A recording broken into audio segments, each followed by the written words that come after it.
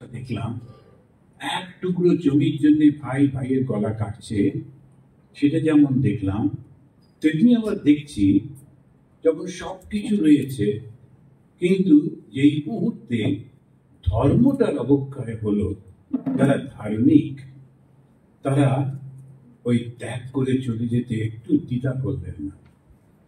ত্যাগ করে চলে যাচ্ছেন পঞ্চপাণ্ডব এবং সঙ্গে দ্রৌপদী, কুন্তি ইত্যাদি ওরা আগেই চলে গেছেন। এখন তাহলে রাজা কি হবে? একমাত্র বংশধর সে হচ্ছে পরীক্ষিত। তো এই পরীক্ষিত কেন নাম হলো? ওকে যখন ওর মায়ের গর্ভে যখন হচ্ছিল, উত্তরার গর্ভে, তখন মেরে ফেলবার জন্য ব্রহ্মাস্ত্র প্রয়োগ করা হয়েছিল। তখন সেই উত্তরা পঞ্চপাণ্ডবকে ডাকেনি, অর্জুনকে ডাকেনি, কৃষ্ণকে ডেকেছিল। কৃষ্ণ রক্ষা করো, রক্ষা করো। কৃষ্ণ দেখলেন ভয়ঙ্কর এই যে অস্ত্র, সেটাকে কেমন করে তার থেকে বাঁচানো যায়। নিজেই তিনি গর্ভে প্রবেশ করে সেই শিশুকে আলিঙ্গন করে রাখলেন, নিজের শরীরে সেই অস্ত্র গ্রহণ করে শিশুটিকে রক্ষা করলেন। ওই শিশুটি ওই মুখটা দেখেছিল, ভগবানের সেই মুখটি ও মায়ের গর্ভের মধ্যেই ভগবানকে দর্শন করেছিল। দর্শন করে তখন সে সারাক্ষণ এই মুখের চিন্তা করতো। এই মুখটি জন্ম হলো, বড় হলো, যখন 2-3 বছর হলো, তখন থেকে ও খোঁজাখুঁজি করত যে ওই পুরুষটি কোথায় গেল। যখনই কোনো পুরুষ মানুষকে দেখত, ছুটে গিয়ে তার মুখটা দেখত, না ইনি নন। তা এই পরীক্ষা করত বলে তার নাম হলো পরীক্ষিত। সমস্ত সব পরীক্ষা করত। কাকে খুঁজত? ভগবান কৃষ্ণকে। কিন্তু সে তো পেল না। ইতিমধ্যে কৃষ্ণ দ্বারকায় চলে গেলেন, তারপরে এইসব হলো, ত্যাগ হয়ে পরীক্ষিত রাজা হলেন। রাজা হয়ে যেহেতু ওই বংশের ছেলে, অত্যন্ত শক্তিশালী, বুদ্ধিমান, প্রজাপালক, তিনি রাজ্য দর্শনে বেরিয়েছেন, ঘুরছেন দেখার জন্যে।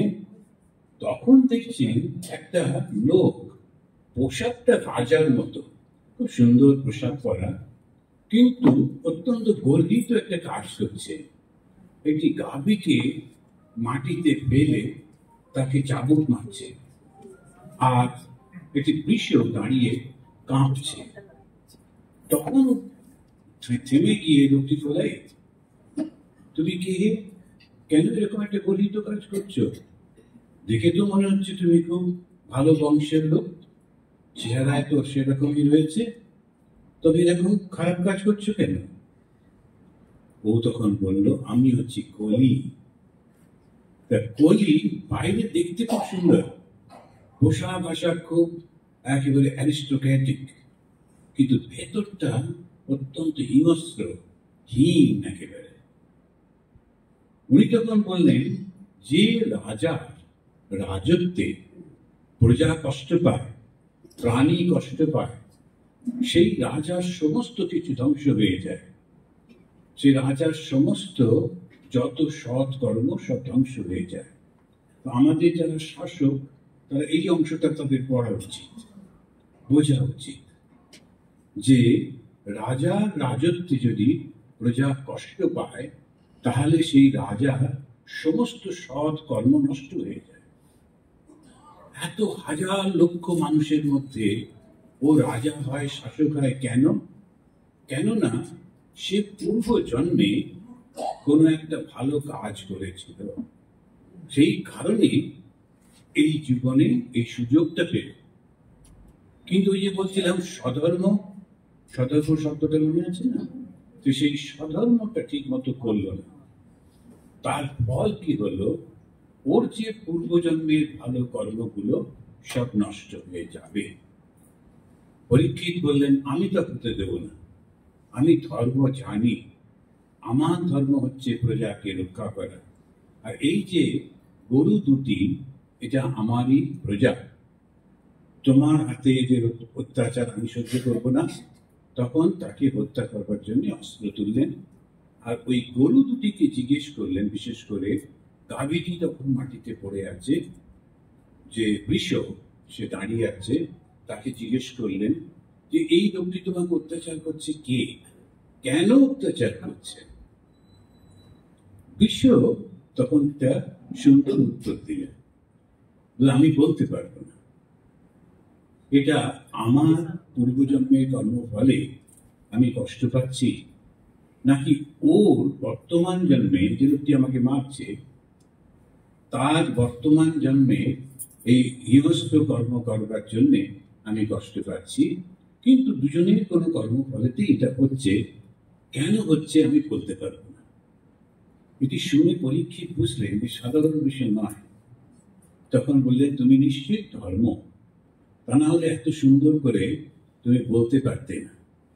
সাধারণত আমরা অত্যাচারিত হলেই তাড়াতাড়ি করে আঙুল তুলি, ওর জন্যে কষ্ট পাচ্ছি।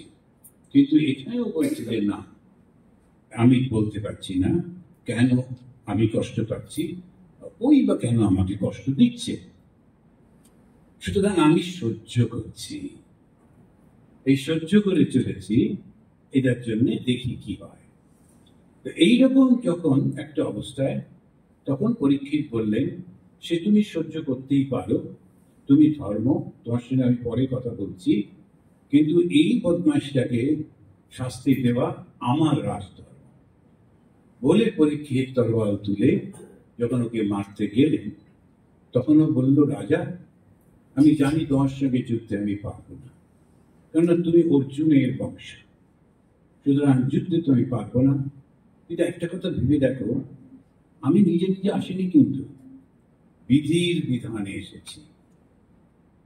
এখন সত্য যুগ ছিল, ত্রেতা যুগ, সত্য ত্রেতা দ্বাপর হয়ে গেল, এবার আমার যুগ, বিধি চেয়েছেন আমি আসি, তাই তো আসছি, তাই আমি এলাম, আমাকে মেরে ফেলো না, তাহলে বিধির বিধান খণ্ডন করা হয়েছে। সুতরাং তুমি একটা কাজ করো, যতদিন তুমি বাঁচবে আমি আর এর মধ্যে থাকবো না, কিছু করবো না, তুই আমাকে থাকার দু একটা জায়গা দিয়ে দাও, আমি সেখানে গিয়ে থাকি।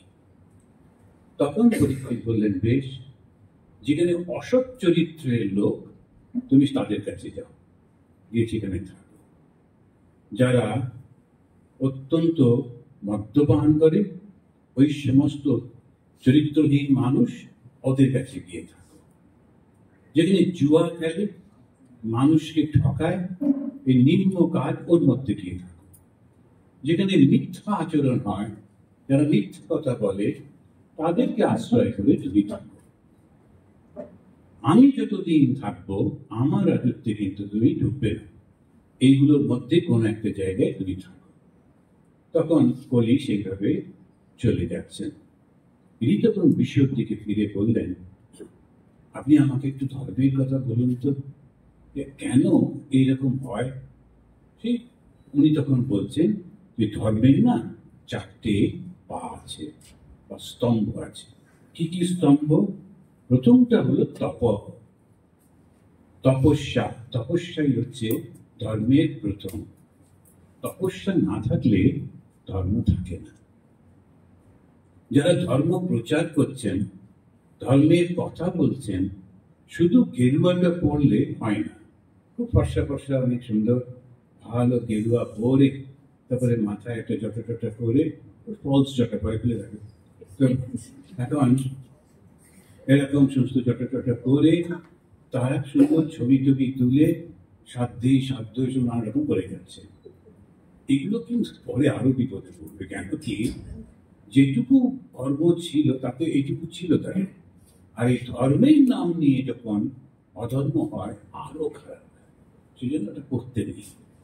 স্বামীজিও বলেছেন, ধর্মের জায়গায় এসে অধর্মের কাজ করলে ফলটা কিন্তু অনেক বেশি হয়। যখন রাবণকে মারা হলো, তখন ওই শ্রীরামচন্দ্রকে হত্যা করলেন, তখন পার্বতী মা শিবকে বললেন, রাবণ তো তোমার এত বড় ভক্ত, তবে তুমি ওকে একটু সাহায্য করছো না কেন? তখন বললেন, না, আমি সাহায্য করবো না, না সেটা তো দেখতে পাচ্ছি, কারণটা কি?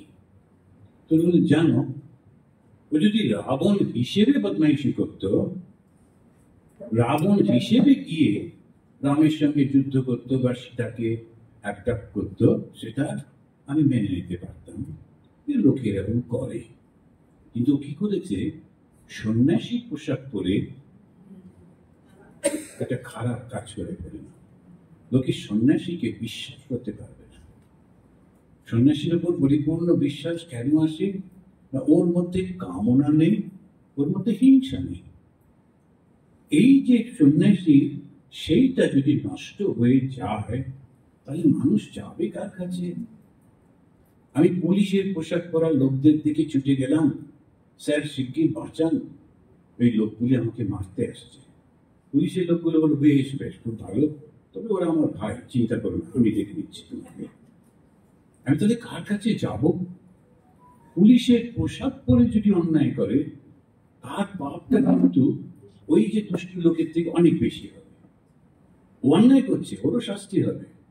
পুলিশের পোশাক পরা বা যখন তুমি সন্ন্যাসী পোশাক পরেছ, তখন যদি অন্যায় করো, ভগবানও তোমাকে সহ্য করবে না। সেইটি হচ্ছে ধর্মের প্রথম হচ্ছে তপস্যা। তপস্যা মানে কি? আমার সমস্ত বিরুদ্ধ মনটা বাইরে চলে যাচ্ছে, খারাপ চিন্তা করছে, খারাপ সমস্ত কর্ম হচ্ছে, আমি নিজেকে সংযত করছি। এটা দারুণ লড়াই হয়ে যায়। যখন লড়াইটা করছি, সেই লড়াইটা হচ্ছে আমার মনের মধ্যেই। আর ওই যে মহাভারতের যে লড়াইটা, দুই ভাই লড়ছে, দুই ভাই। আমরা যে পুরাণে যে দেখি যে দেবতা আর অসুর, তারা লড়াই করছে, চিরন্তন লড়াই চলছে দেবতা আর অসুরের। দেবতা আর অসুর কারা? দুই ভাই, কিন্তু ওদের একই বাবা, দুই মা। এখন এক মার ছেলেগুলো তারা সব শুধু শরীর, আর এক মার ছেলেরা বুদ্ধি, মন। তখন যারা বুদ্ধি নিয়ে থাকলো তারা হলো দেবতা। এখন দেব শব্দের অর্থ প্রকাশ, আর অসুর, সুর মানে প্রকাশ, অসুর মানে অন্ধকার। অন্ধকার কেন? শুধু শরীরটা বোঝে। এখন এই যে ছোট্ট ছোট্ট ঘটনাগুলোর মধ্যে দিয়ে আমাদেরকে বুঝতে হবে, কি সুন্দর সুন্দর কাহিনীগুলো দেয়। প্রথম হচ্ছে তপস্যা। আমরা করি কি? করি কর্ম। যে কর্ম করি, কর্ম আমরা কভাবে করি, কে বলতে পারবে? না,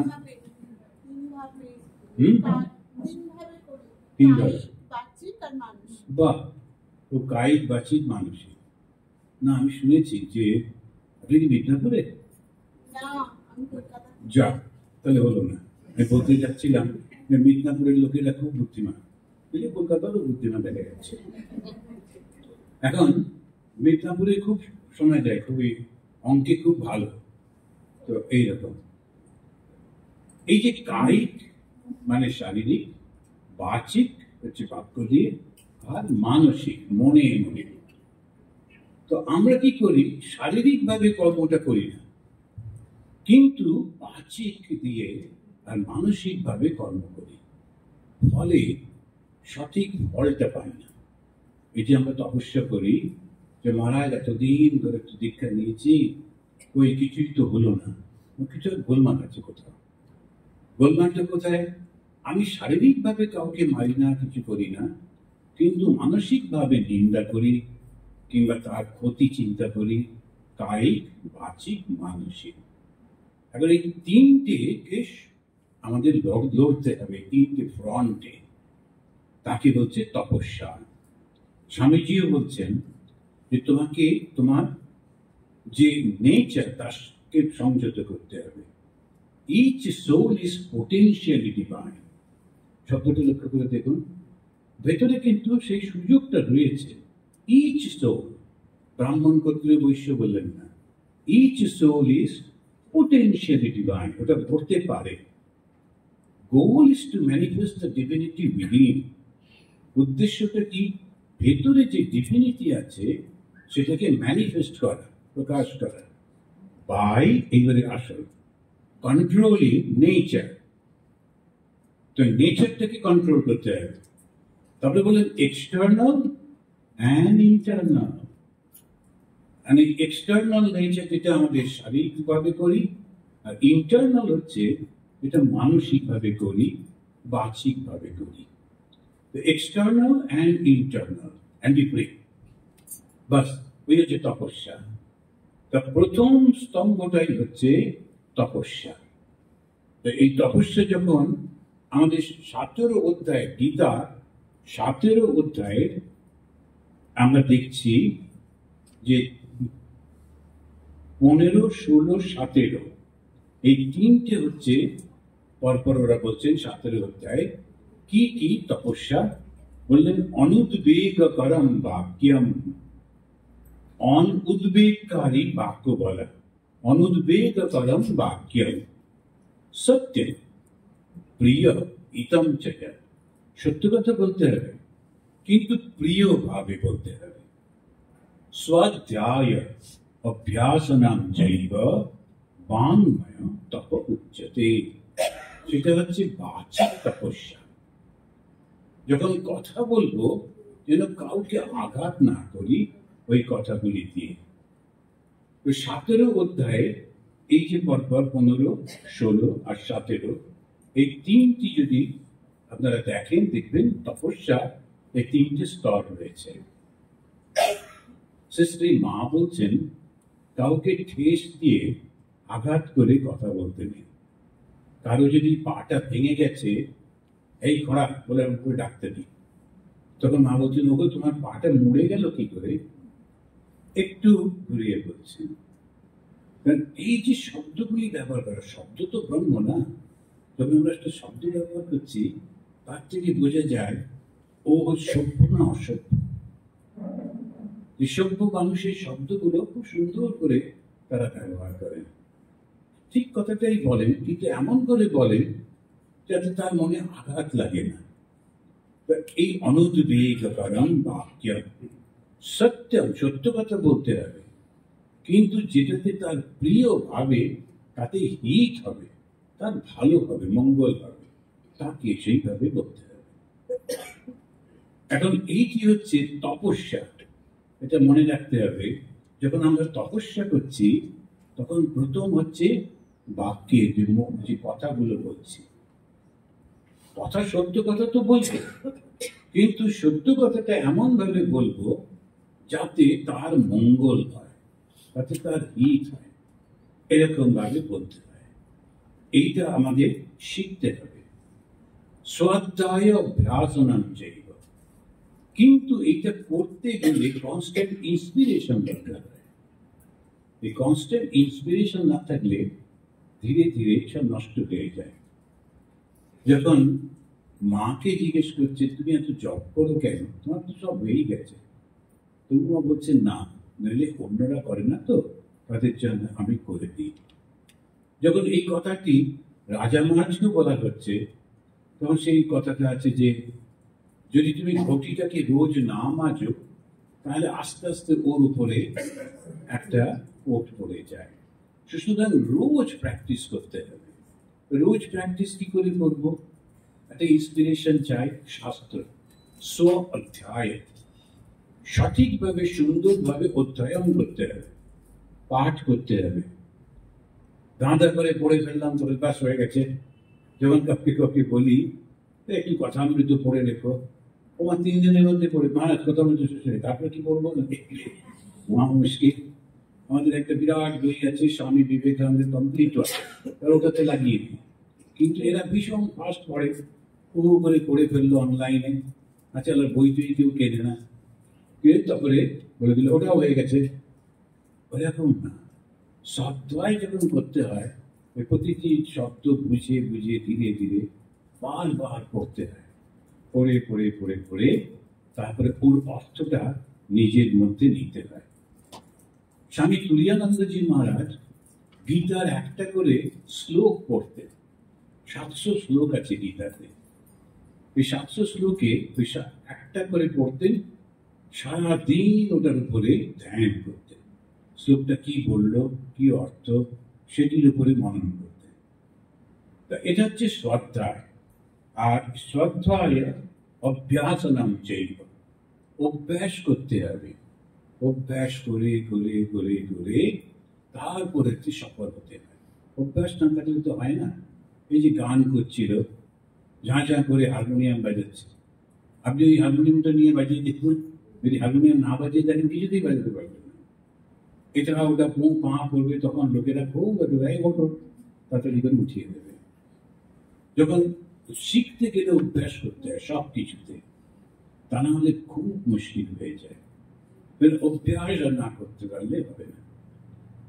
তো প্রথম আমরা কি জানলাম? অনুদ্বেগ কারণ বাক্য। তো বাক্যটা উদ্বেগপূর্ণ যাতে না হয়। আমার একবার গ্যাঁচটি উঠছিল এই ট্রেনিং সেন্টারে, তখন কিছুতেই থামছে না, ওই যে হয় না এরকম ভাবে। একজন ডাক্তার আমাদেরই সাধু আছেন, তিনি বললেন কি হচ্ছে বলতো, কিছু থামছে না। তখন ও বলছে, ও আমাকে ওই প্রশ্নটা শুনেই আমাকে বলছেন, ওসব ছাড়ুন, আপনাকে আজকে সন্ধ্যেবেলায় কিন্তু আত্মস্থানন্দজি মহারাজ ডাকবেন, আপনার বিরুদ্ধে কমপ্লেন আছে। আমি বললাম, আমার বিরুদ্ধে কমপ্লেন? আমি কি করলাম? সেসব আমি কি করে জানবো? আমি শুনেছি তৈরি হচ্ছে সমস্ত, আপনার বিরুদ্ধে কমপ্লেন আছে। আমি প্রচন্ড চিন্তায় পড়ে গেলাম, আরে কি করলাম, কখন করলাম? আর সারাদিনে কিছু করিনি, কালকেও কিছু করিনি, পরশু কিছু করিনি, কেন আমাকে মহারাজ ডাকেন? উনি ডাকলে ভীষণ বকাবকি করতেন, তো সবাই খুব ভয় পেত। তারপরে যখন আমি বললাম ও চলে যাচ্ছে, তারপরে আমি পেছন পেছন, আমি কি করেছি, আপনি কি কি ঠিক করে বলুন তো? আপনার আছে এখন, আর ওটা আছে? আমি যে কোনটা বলে, যেটা আমাকে জিজ্ঞেস করছিলে ওই ওষুধটা দিলাম। কি রকম দেখুন, একটা হাঁচিটা ওই যখন হচ্ছে কি করে একটা হিংসা হয় না, তো সেইটা যেই আপনি অন্যদিকে মন্দির চলে গেল। বেশিরভাগ অসুখ হচ্ছে আমাদের মনে মনে মনেই ঠিক করি, কিন্তু যখন অন্য উত্তেজনা থাকে, অন্য কিছু থাকে, আমাদের মনেও পড়ে না ওই অসুখটার কথা। হাতটা হলে অন্য কথা, কিন্তু আদারওয়াইজ আপনি কিন্তু মনেও করতে পারবেন না। বেশিরভাগ হচ্ছে মনে। তো এই সমস্যাটার থেকে বেরোতে হয়। একটা জিনিস সবসময় মনে রাখবেন, মধ্য বয়সে এসে বিশেষ করে মায়েদের, মেয়েদের একটা লোনলিনেস এসে যায়। লোনলিনেসটা থেকে একটা মেলানকলি হয়, একটা দুঃখ সৃষ্টি হয়।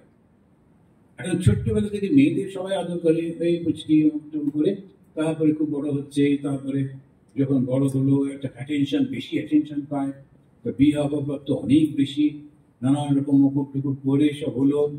তারপরে তো ছেলে মেয়ে হলো, বড় হয়ে গেল, ছেলে মেয়েরাও চাকরি করতে চলে গেল, স্বামীও বেরিয়ে পড়ে, এরপরে ওর মনে হয় আমাকে কেউ ভালোবাসে না, এইগুলো না শুরু হলো। খবরদার খবরদারটা করবেন না। তখন আপনার আর একটা দায়িত্ব আসছে। কি দায়িত্ব? ধর্মটা পালন করা। সেই জন্যই যদি অন্য কোনো অকুপেশনের মধ্যে নিজেকে ডুবিয়ে দেন, একটু পড়াশুনো করেন, সেটা খুব ভালো, কিন্তু বাইরের জগতে মন দেবেন না, আপনার বেড়ে উঠবেন না। বাইরের জগৎটা একটু অন্যরকম। ওই পুরুষরা যায়, এটা ওটা করে চলে আসে, ওটা ঠিক জানে, ম্যানেজ করতে পারে, মেয়েরা পারবে না। আর তার জন্যে যদি পারেনও বা, তখন আর সেই মাতৃভাবটা হারিয়ে যায়, মানে এটা অন্যরকম হয়ে যায়। এমনি ছেলেরা জানবেন এসব অন্য মেয়েদেরকে ওই রকম পোশাকে, ওই রকম ব্যবহারে দেখতে ভালোবাসে। কোন একটা মেয়ে সিগারেট খাচ্ছে বলে, বা তুই আর একটা দিবি, কিন্তু নিজের বোন খেলে তখন একটা থাপ্পড় লাগবে। কেননা নিজের বোন তাকে ওরকম দেখতে চায় না। অন্যের মাকে এরকম পোশাকে দেখলে ছবি তুলে বললো, দেখ মডার্ন মা, কিন্তু নিজের মা যদি, তখন কেঁদে কেঁদে একসাথে করবে না, এটা হবে না। আমরা মাকে দেবী রূপে দেখতে চাই, এটা খারাপ কিছু না, ওটাই তো আসল। সেই জন্য মেয়েদের হচ্ছে লজ্জাই আবরণ। মা ঠাকুর বলতে, শ্রী শ্রী মা বলছেন লজ্জা ভূষণ।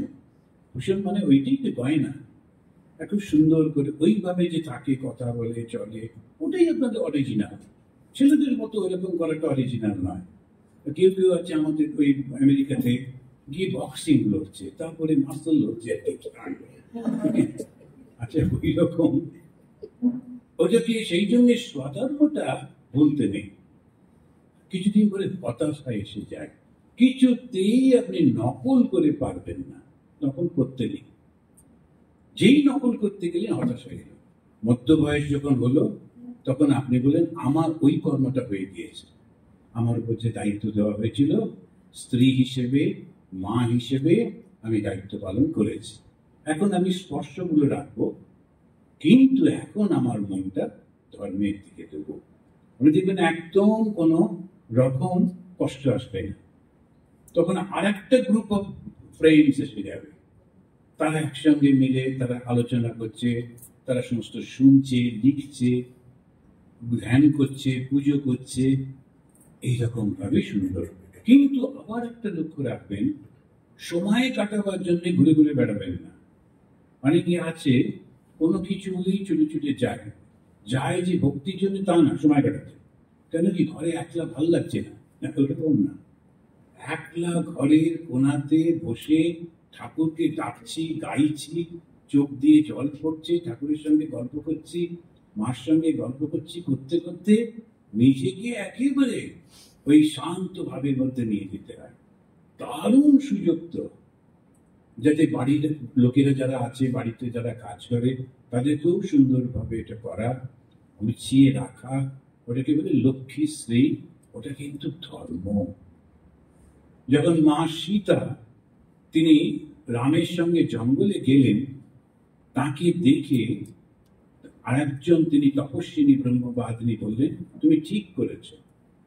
কেননা যখন সত্যযুগ শেষ হয়ে গেছে, সত্যযুগে ছিল ব্রহ্মবাদিনীরা, তারা সব রিসার্চ করত, সেই যুগটা শেষ, আবিষ্কার হয়ে গিয়েছে সব, এখন সংসারটা করতে হবে।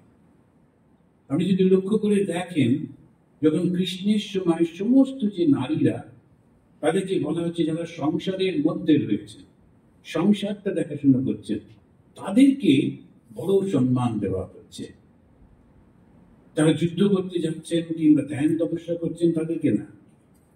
আবার এই যুগেতে দুটোর মিশ্রণ হচ্ছে, একটা হচ্ছে পতিব্রতা আর ব্রহ্মবাদিনী।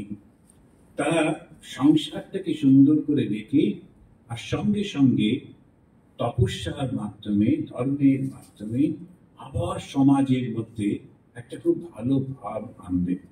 এটা আপনাদের দায়িত্ব, মেয়ে মায়েদের দায়িত্ব। পুরুষদের কত নকল করতে হবে না, নকল করলে সম্মান পাবে না, কখনো সম্মান পাওয়া যায় না। অরিজিনাল যে সমস্ত সিনেমা আর্টিস্ট আমার পাড়াতে লেখা থাকে, যেরকম কোকিল কণ্ঠী বলে, লোক ব্র্যাকেটে লোকাল, এখন বাড়ির মেয়েটা তাকে কোকিল কণ্ঠী বলে, ওই গান করতে এলো। সবাই কোকিল কণ্ঠী শুনে ভাবলো আচ্ছা ওটা লতা মঞ্জুস্কর আসছে, তবে দেখা গেল লতা নেই এখানে, মোটামুটি লতার মতো ললিতা ওর নাম আছে, জেগে দেয়, চলো ঠিক আছে গাও, সেটা কি না লতার মতো। এখন এই নকল করতে কি করলো, আমি আমার মতো নকল করতে যাবো কেন? নকল করবেন না, আপনি আপনার মতো হাসি খুশি সমস্ত নিয়ে। পুরুষদের নেচারটাই আলাদা, প্রকৃতি ওদেরকে অন্যরকম নেচার দিয়েছে। ওই নেচারটার মধ্যে হিংস্রতা থাকে, শক্তির প্রকাশ থাকে, অহংকারের বেশি প্রকাশ থাকে, আর আপনাদের মধ্যে ভালোবাসা থাকে, সমস্ত কিছুকে নিয়ে চলবার একটা অসাধারণ শক্তি থাকে। ছেলে আর বাবার মধ্যে ঝগড়া হচ্ছে, মা একটা ব্রিজ হয়, ওর মধ্যে দুজনকেই ম্যানেজ করতে পারে। আত্মীয় স্বজন যে যেখানে আছে, কি হাসি হাসি মুখে সুন্দর করে কথা বলে। ভদ্রলোক যিনি আছেন তিনি বলেন না ওদেরকে দেবো না, ওদের তোমাকে দেখতে হবে, দিচ্ছি। ওর চুপি চুপি ওদেরকে দেয়।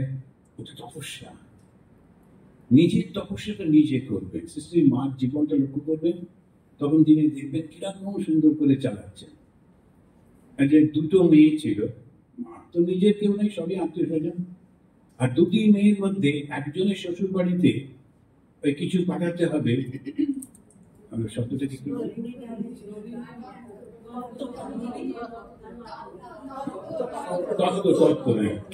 তত্ত্ব পাঠাতে হবে। তো মা জানলেন যে ওইটা যদি দিই এবারে এসে ঝগড়া করবে, কাঁদবে, তখন ওকেই বললেন আচ্ছা দেখো তো এইগুলো কি পাঠানো যায়? ওই তখন বলছে তোমার একটা সম্মান আছে, এইসব ছোট ছোট জিনিস পাঠানো যায়, বড় করে দিতে হবে। ওই কিন্তু বড় করে করে সাজিয়ে যে দিল, মা ওকে দিয়েই করিয়ে নিলেন। তা না হলে কান্নাকাটি করতো, ঝগড়া করতো, ওকে ঠিক করি না।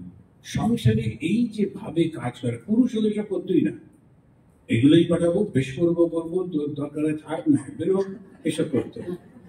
সব সময় ওই একটা শক্তি প্রকাশ পুরুষের স্বাভাবিক হয়। আর মেয়েদের হচ্ছে ঠিক উল্টো, ওই জন্য তো মা বলে সবসময়। কিন্তু এই যে নরম ভাবটা দারুণ শক্তি, নরম ভাবের মধ্যে শক্তি বেশি। মৃদুনা দারুণাম হন্তি, যে মৃদু, এটার মধ্যে ছোট বাচ্চাগুলোকে দেখেছেন, কান্না ছাড়া ওদের কিচ্ছু নেই, কিন্তু কেঁদেই সবাইকে ঠান্ডা করে রেখে দেয়। এখন মৃদুনা দারুণাম হন্তি, একটু বুঝবে কিছু হলো এমন চিৎকার করতে থাকবে, ওটা আমাকে দিতেই হবে, তারপরে চালিয়ে যাক বাবা, তা ওকে ঠান্ডা করো। এখন ও কারোর সঙ্গে লড়ে পারবে না, কিন্তু ও জানে আমার একটা শক্তি আছে, সেটা হচ্ছে আমার কান্না। আর ভালোবাসাটা কান হয়ে যায়, মানে প্রত্যেকের নিজের নিজের একটা শক্তি আছে। এটা হচ্ছে তপস্যা। তপস্যাটা নিজেকে বুঝতে হয়, আমার অবস্থানটা কোথায়, কোন জায়গায় আমি করব, সেটা করবো। একটা কিছু ঘটনা ঘটছে, তখন আমার মনে হলো এইরকম ভাবে যদি একটু করি তাহলে সফল হতে পারি। কিন্তু যিনি আমার কর্তা, যার আন্ডারে আমি কাজ করছি, বললাম না কিছু করতে হবে না, ওই ছেলেটা ওইগুলো করো। আমার তখন কি করা উচিত? তখন আমরা মনে মনে ভাববো কি নিশ্চয় না, ওনার আন্ডারে রয়েছি, উনি বলেছেন। এইরকম ঘটনা জগতে ঘটেই চলেছে, অতীতে ঘটেছে, বর্তমানে ঘটছে, ভবিষ্যতে ঘটবে। আমি চেয়েছিলাম, কিন্তু ইনি চাইছেন না, আমি এর সঙ্গে কাজ করছি, আমি ও যা চাইছি সেটাই করব। ওটাতেই যে একদম শেষ তা কিন্তু না, ওই ঝগড়ার মধ্যে যেতে নেই। আপনি চেয়েছিলেন, বলুন না, আচ্ছা বেশ, উনি যা চাইছেন এটা করে দিলাম, সরে গেলাম। এরকম ধরনের ভাবটাকে রাখতে হয়, রেখে ওই বিচার বোধটা থেকে বেরিয়ে করতে পারলেই আপনার মনটা উদ্বেগপূর্ণ থাকবে। অনুদ্বেগ করম বাক্যম, তবে সত্য কথা বলতে হয়। আমি আন্দামানে ছিলাম, একটা রাস্তা দিয়ে যাব, তখন একজন মাস্টারমশাই বললেন, মহারাজ আপনি আমার বাড়ির ওপর দিয়েই যাবেন, আমার বাড়িতে একটু দুপুরে খেয়ে যাবেন। আমি বেশ, তো আন্দামানে তো আর পথে ঘাটে তখন হোটেল নেই, তো আমার সময় 90s-এ তো অত তো ডেভেলপ করেনি। খুব ভালো ভালো মাস্টারমশাই, তাহলে আপনার ওখানে খেয়ে যাবো। তো উনি ব্যাপার, কিন্তু ওনার বিপদ নেই, তার স্ত্রী মারা গেছেন, তো ওনার মেয়েকে ওই শহর থেকে নিয়ে গেলেন, পোর্ট ব্লেয়ার থেকে ওনার গ্রামের বাড়িতে। সে গিয়ে যতটা পারলো রান্না বান্না করে সব রাখলো। আবার তার আগে বৃষ্টি হয়েছে, সুতরাং রাস্তা থেকে ওর বাড়িতে ঢুকতে গেলে একটু কাদা কাদা হয়ে গেছে, তো কয়েকটি ইট দিয়ে রেখেছে, ইট দিয়ে গিয়ে ওর বাড়িতে ঢুকতে হয় খাওয়া। আর একজন ওখানে মহিলা বললেন, আমিও আপনার সঙ্গে যাবো, যে আমি আরেকটা আইল্যান্ডে যাচ্ছিলাম, তো গাড়ি করে যাচ্ছি। তাই বললাম চল, ও একটা ওর গাড়িতে আমাদের সঙ্গে সঙ্গে এলো, থামলো আমাদের সঙ্গে, ওই বাড়িতে ঢুকলো। ঢোকার মুখেই বলছে, এই বাড়িতে কেউ মহারাজকে ডাকে, আমাকে এমনি ভক্তি করে, আর আমার জন্যই ও বলে চলেছে এই বাড়িতে মহারাজকে ডাকে, হাঁটার জায়গা নেই, ইটের উপর দিয়ে যেতে হচ্ছে। আমি তো আগে এটা আমার ভীষণ ভালো লাগছে, ব্যালেন্স করে করে যাচ্ছি, ছোটবেলায় করতাম, এখন একটা সুযোগ পেয়েছি, তুমি চুপ করো। আমার বেশ ভালো লাগছে এরপর দিয়ে যাবো। আগে ছপাক ছপাক করে জলের মধ্যে দিয়ে যেতে কি ভালো লাগতো, এরকম আমি করবো, আমার এটা বেশ ভালো লাগছে। আমি ইচ্ছা করে গেলাম, গিয়ে ওর বাড়িতে বসলাম। যখন খাবার দিল, ও ব্রহ্মার প্রণাম হতে না হতেই মুখে দিয়ে বলল, মহারাজ এটা খাবেন না, এটা একদম বিচ্ছিরি রান্না করেছে, এটা কিচ্ছু জানে না। সারাক্ষণ ও আমার অ্যাসিস্ট্যান্স মতো হয়ে নানা রকম নিন্দা করতে লাগলো। মহা মুশকিল হলো, তা যেটাই ও নিন্দা করছে সেটাই আমি বেশি করে চাইছি। আমি বললাম, ও আপনার খারাপ লাগছে, আমার কিন্তু উপকার লাগছে, কিন্তু একটু বেশি করে করে খাচ্ছি। বেরিয়ে আসার পর বললাম, এটা কি হলো, আপনি কেন ওনাকে ওরকম ভাবে অপমান করছিলেন? তুমি না, আমি তো সত্যি কথা বলছিলাম, ঠাকুর বলেছেন সত্যি, কারণ ঠাকুর, আমি তো সত্যি কথা বলি। আপনার মতো এরকম অহংকারী মহিলা দেখা যায়নি, কথাটা সত্যি সত্যি যদি বলি আপনার এখনই গাড়ি ঘুরিয়ে আবার শহরে চলে যাবেন, তাই তো? এখন সত্যি কথা বললে হয় না, তার সঙ্গে প্রিয় বাক্য বলতে হয়, হিতকর বাক্য বলতে হয়। তারপরে আমি বললাম, আপনি জানেন ওনার স্ত্রী কয়েকদিন আগে, মানে কয়েক মাস আগে মারা গেছে। উনি আমাকে খেয়ে খাইয়ে একটু শান্তি পাবেন বলে ওর মেয়েকে নিয়ে এসছেন। মেয়েটি অল্প বয়সী মেয়ে, অত কিছু জানে না, যতটা পেরেছে করেছে, আর কত রকমের আইটেম করেছে, আর আপনি একটু প্রশংসা করতে পারলেন না। এইটাই হচ্ছে আমরা বুঝতে পারি না কোথায় যাচ্ছি, কি করছি, কেন করছি। প্রত্যেকেই নিজের নিজের এক একটা অবস্থা থাকে, তো সে অবস্থাতে কত চেষ্টা করছে তারা, সেটাকে অ্যাপ্রিসিয়েট করতে পারি না। ফল কি হয়? উদ্বেগ হয় দুপক্ষেরই। এবারে আপনাকে দেখে ওরে বাবারে আবার এসছে, যেই মনে করলো, জানবেন আপনার মধ্যে একেবারে দেবত্ব জাগ্রত হয়নি। সবাইকে আপনি সত্য কথা বলে বেড়ান, আর এমন সত্য সেটা শুনবার মতো অবস্থা সবার নেই। ফলে আপনাকে দেখলেই সবাই বলে, এই আবার এসছে। তো আপনি এসছেন কি ভালো, আমার না এখন একেবারে বাড়িতে কেউ নেই, আনাদানা করে দরজা বন্ধ করতে ব্যস্ত। এটা ভালো হলো? যখন আপনাকে দেখে, কৃষ্ণকে দেখে লোক ছুটে ছুটে যায়, কেন যায়? ভালোবাসার জন্য। তো যখন ভেতরে ভগবান আসেন তখন তাহার প্রতি আকর্ষণ বাড়ে। কৃষ্ণ যখন এলেন তখন সব দেব দেবীরা বিভিন্ন রূপ ধারণ করে জগতে এলেন। ব্রহ্মা প্রচার করে দিলেন, ভগবান যাচ্ছেন, তোমরা যদি ওনার সঙ্গ চাও বিভিন্ন রূপ ধারণ করে ওকে সেবা করো। তখন ওরা গোপী সব হলো, এমনকি পশু পাখিও হলো। এবং ওই পশুগুলো তারা এসে ওইখানে জন্ম নিল পশু রূপে, এতে কৃষ্ণদেরকে স্পর্শ করবেন। সেই জন্য আমাদের ভালো লাগছে, কৃষ্ণকে সকলের ভালো লাগছে। তা আমাদের মধ্যে ধর্ম জাগরণ হচ্ছে, বুঝবো কি করে? যখন সবাই আমাকে ভালোবাসছে, আমাকে দেখে খুশি হচ্ছে, আমার সঙ্গে কথা বলতে চাইছে। আর যদি তা উল্টোটা হয় তখন একটু ভালো করে বুঝতে হবে। আমরা যে তপস্যা করছি সেই তপস্যাটা সত্যম এবং প্রিয় বাক্যের মধ্য দিয়ে বলতে হবে। এবারে হচ্ছে আর একটা, তো এটা কি হলো? বাংময় তপ উচ্চতে, এটা হচ্ছে কথা দিয়ে যেটা তপস্যা। সেকেন্ডটা কি? মন। মনে কি করবো? মনঃপ্রসাদ, সৌম্যত্বম, মৌনম, আত্মবিনিগ্রহ, ভাব সংশুদ্ধি ইত্যেতৎ তপো মানস উচ্যতে। এই যে আমরা বলি না, ধর্ম করছি দেখছি ধর্ম কত কঠিন। এই ধর্মটা ভীষণ কঠিন, অত সোজা নয়। আপনি একটু পড়াশুনো করে, কষ্ট করে তখন একটা ডাক্তার হয়ে যাচ্ছেন, কিংবা ইঞ্জিনিয়ার হয়ে যাচ্ছেন, কিংবা MBA পাশ করে যাচ্ছেন, অ্যাডমিনিস্ট্রেশনে যাচ্ছেন, আর ভগবান লাভ করবেন, কষ্ট করবেন না?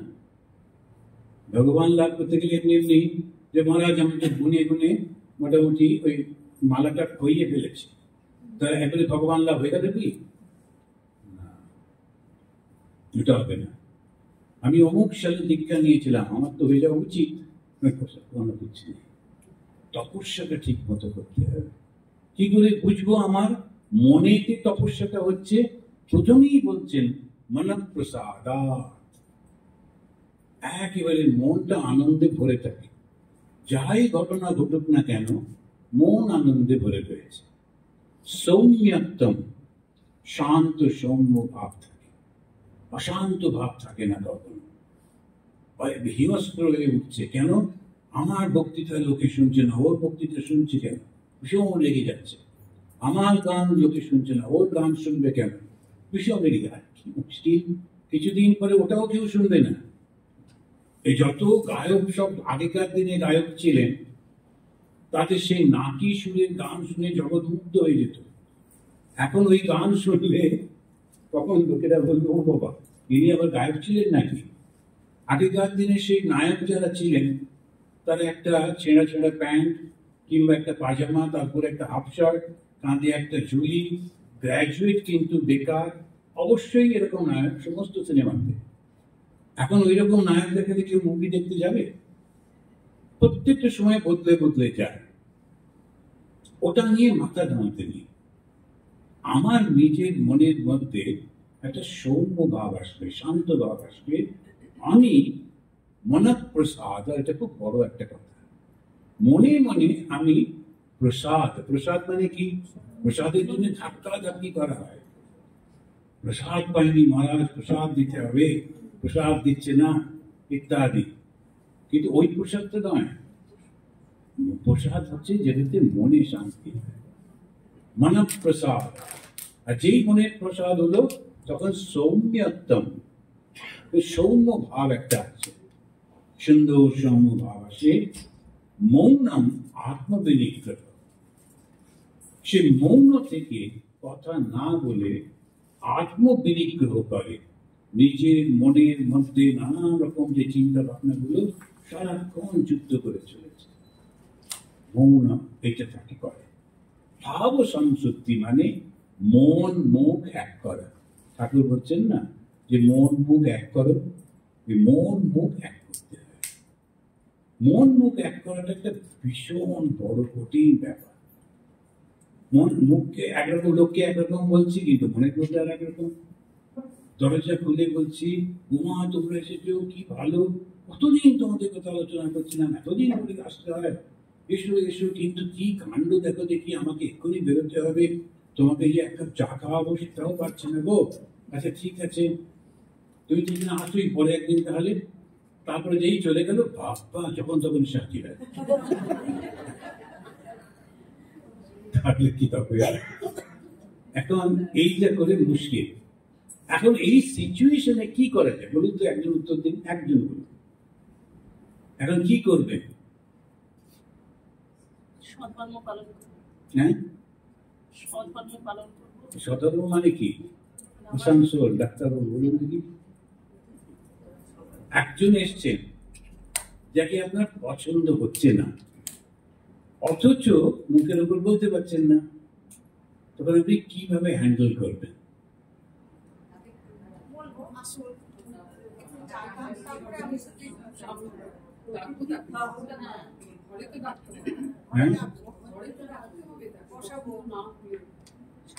একটি ছেলে তার পাশের বাড়ির বন্ধুর মা মারা গেছে, ওর সঙ্গে শ্মশানে গেছে, ওই যে শ্মশান বন্ধু। তারপরে শ্মশান বন্ধুদের একটু আগে খাওয়ানো হয়, তারপরে শ্রাদ্ধ তো সবাইকে। ও ভাবছে সবাই আমাকে তো ডাকবেই, আমি তো শ্মশান বন্ধু, কিন্তু ওকে ডাকিনি, ভুলে গেছে। ও দেখছি বারান্দা থেকে সবাই ঢুকছে, শুধু ওকেই ডাকিনি। ভাবছি লাস্টে নিশ্চয়ই আমাকে ডাকবে। তবে যখন সবাই দেখতে পাচ্ছে তো পাশের বাড়ি, তখন সবাই খেতে বসে গেছে, তখন খুব রেগে গেছে, ওকে ডাকেনি। তখন চেঁচিয়ে চেঁচিয়ে বলছে, ঠিক আছে ঠিক আছে, আমারও মা আছে, ডেকে নেব।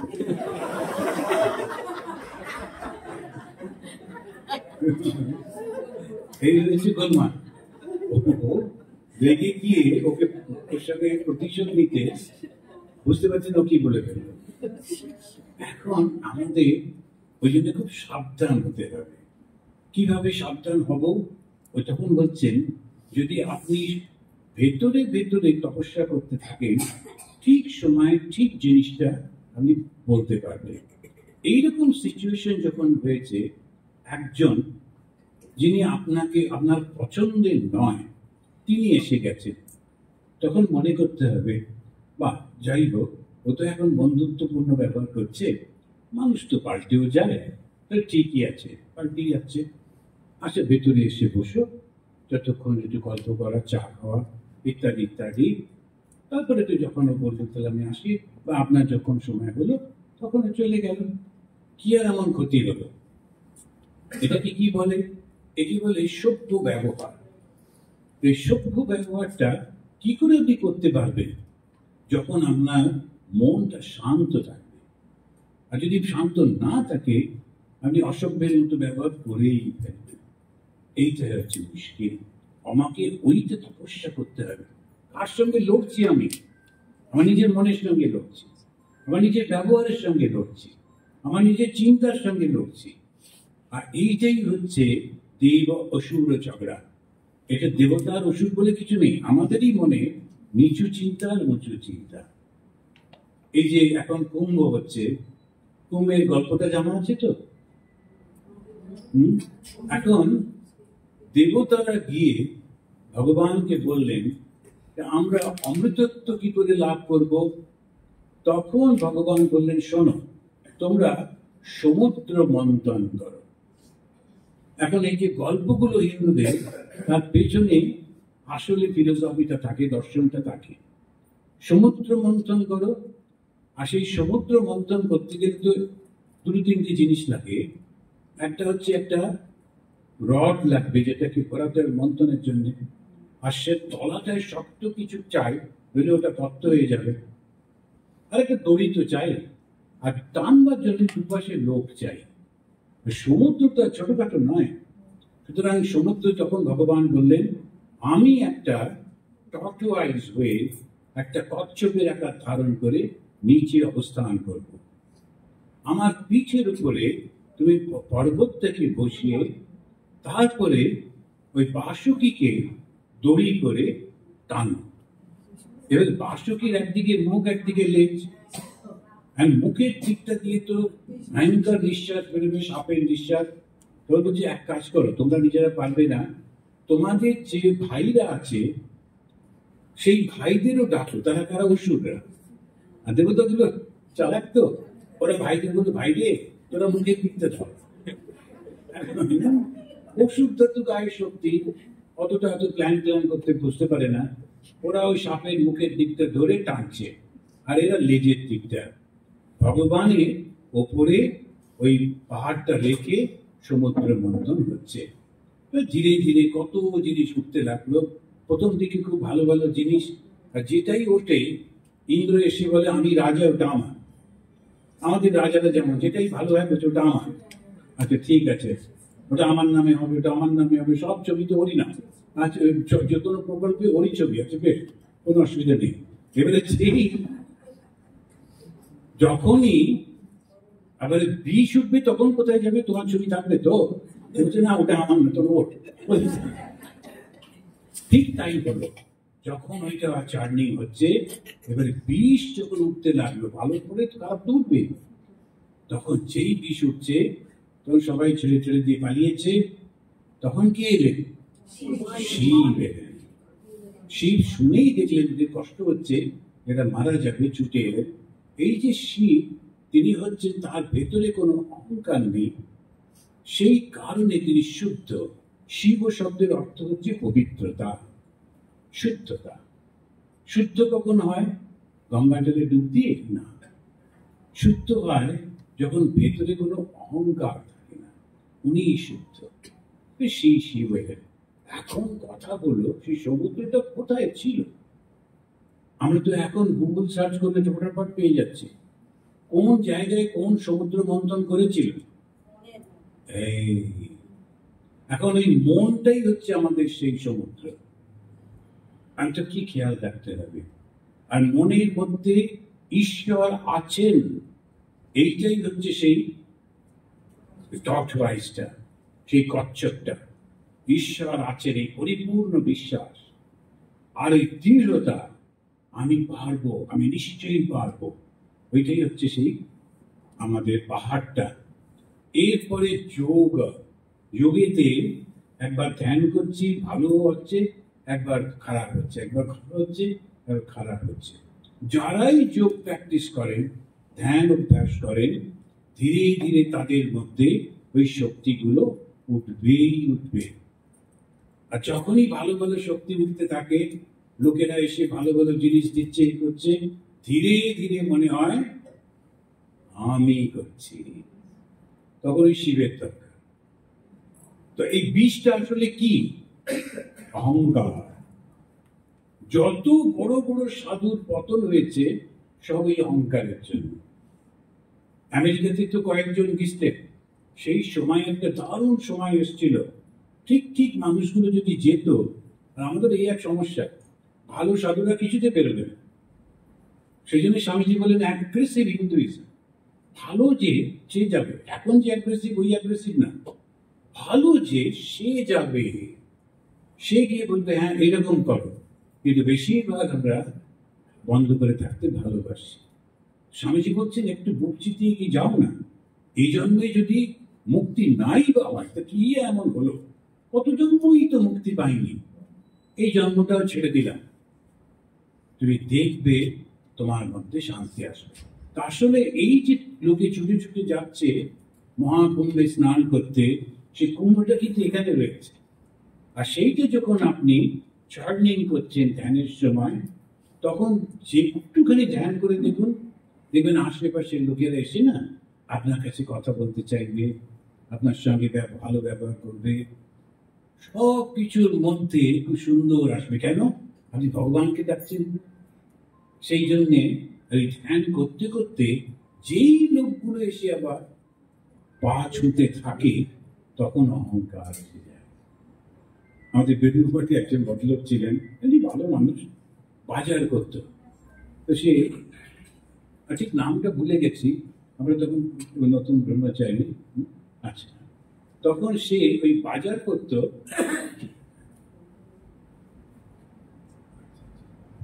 তো অন্য সাধুদের তো লোকেরা এসে প্রণাম করে।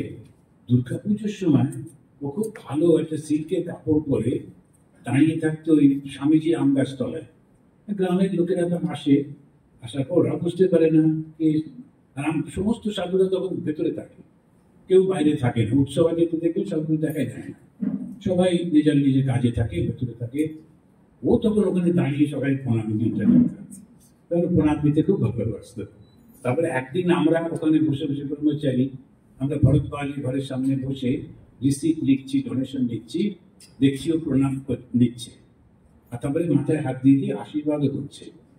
তারপরে আর এমনি লোক কি করে বুঝবে, ওরকম একটা গলায়তে রুদ্রাক্ষের মালা টালা রেখেছে। এবার হঠাৎ করে ও তাকিয়ে আমার সঙ্গে চোখাচুকি হয়েছে, তখন জিভ কেটে বলছে, বলবেন না স্যার, এখন একটুখানি প্রণাম টনাম নিচ্ছে। আমি মনে মনে ভাবছি ঠিক আছে, কিন্তু প্রণাম নেওয়াটা একটা ভয়ঙ্কর জিনিস, অত সোজা জিনিস না। পরে পরে বুঝলাম, প্রণাম নিলে কিছু তো দিতে হবে, যে স্পর্শ করছে তার থেকে দিতে হবে, আর তোমার থেকে দিতে হবে, এছাড়া কোনো উপায় নেই। সেই জন্যে খুবই কঠিন জিনিস।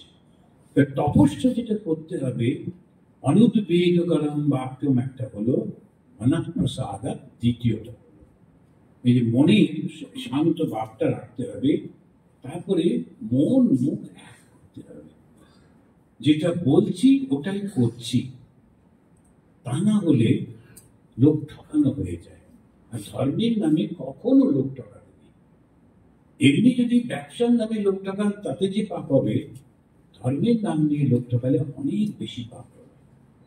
তারপরে আসছে শ্রদ্ধয়া পরয়া তপ্তম তপস্তত্ত্বিদম নরৈহি ফলাকাঙ্ক্ষিভিঃ যুক্তৈ সাত্বিকম পরিচক্ষতে।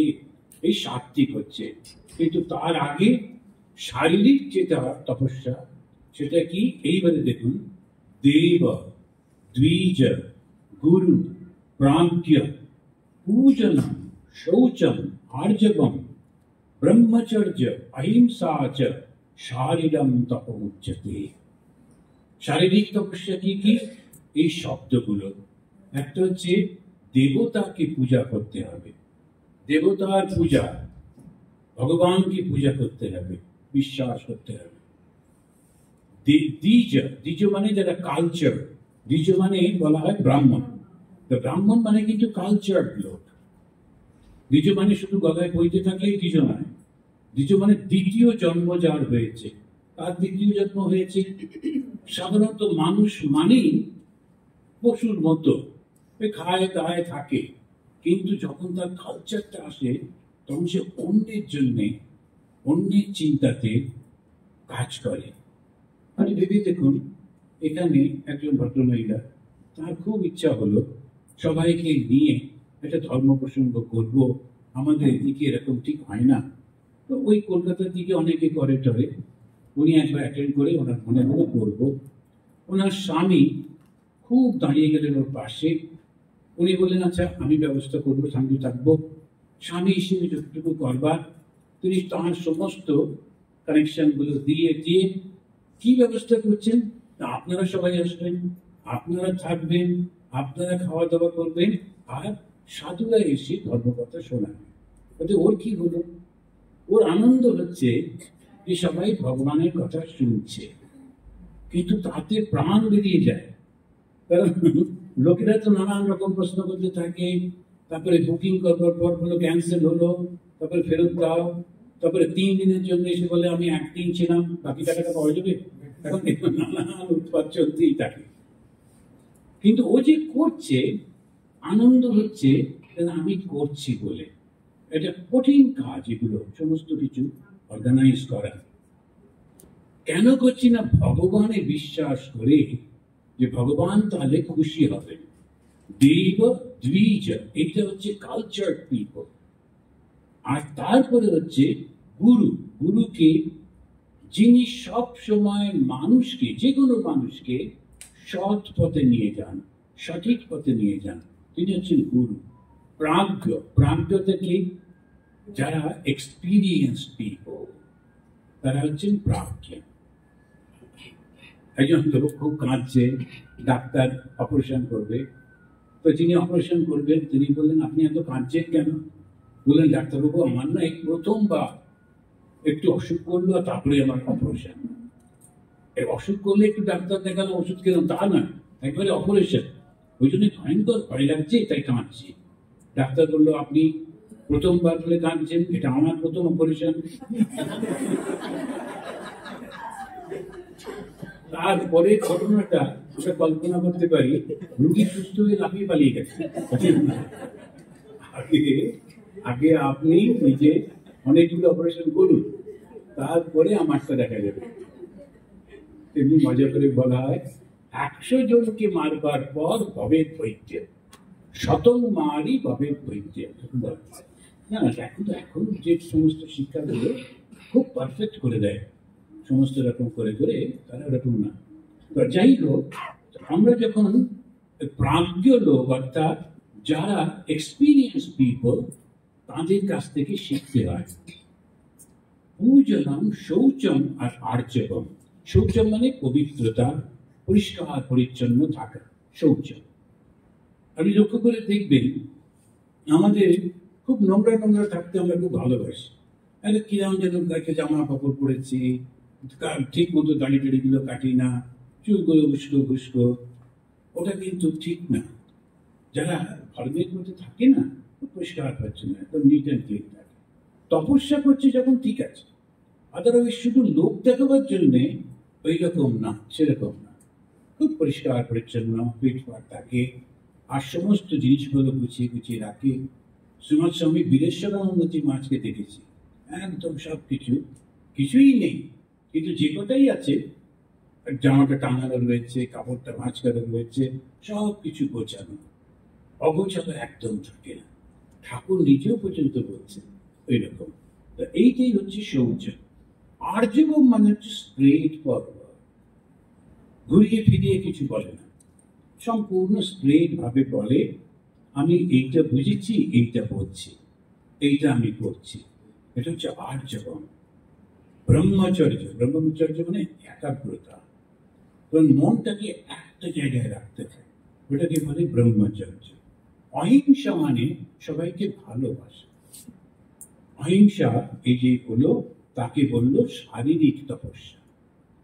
তো এই যে 3টে তপস্যা, শারীরিক, বাচিক, মানসিক, এই 3টে তপস্যা হলো ধর্মের প্রথম স্তম্ভ। বাকি 3টে স্তম্ভ একটু পরে হবে। এই প্রথম হচ্ছে এই একটা স্তম্ভ, আর তারপরে যে স্তম্ভগুলো, সেটা একটা হচ্ছে শৌচম, যেটা সম্পর্কে আমরা একটু আলোচনা করলামই। সেটা হচ্ছে শরীর এবং মন শুদ্ধ রাখা। আর হচ্ছে দয়া। এই দয়াটা, এটা কিন্তু ভাগবতে, এগুলো সব ভাগবতের কথা। দয়াটা ধর্মের একটা স্তম্ভ। যদি দয়া না থাকে, ধর্মের নামে যখন মানুষকে মারি, তখন কিন্তু ধর্ম তাকে একেবারে দূরে থাকে। সেই জন্যে দয়া হচ্ছে ধর্মের একটা অঙ্গ, আমরা বুঝতে পারি না। আর তারপরে হচ্ছে সত্য। এই 4টি।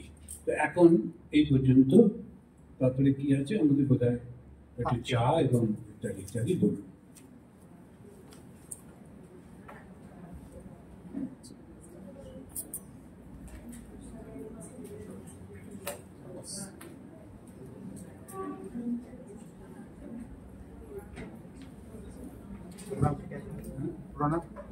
এখন প্রণাম হবে তো কোথায় সে আপনারা কিছু কিছু লোক চলে যাবেন শুনলাম, তো তারা প্রণাম করবেন বলছেন নাকি?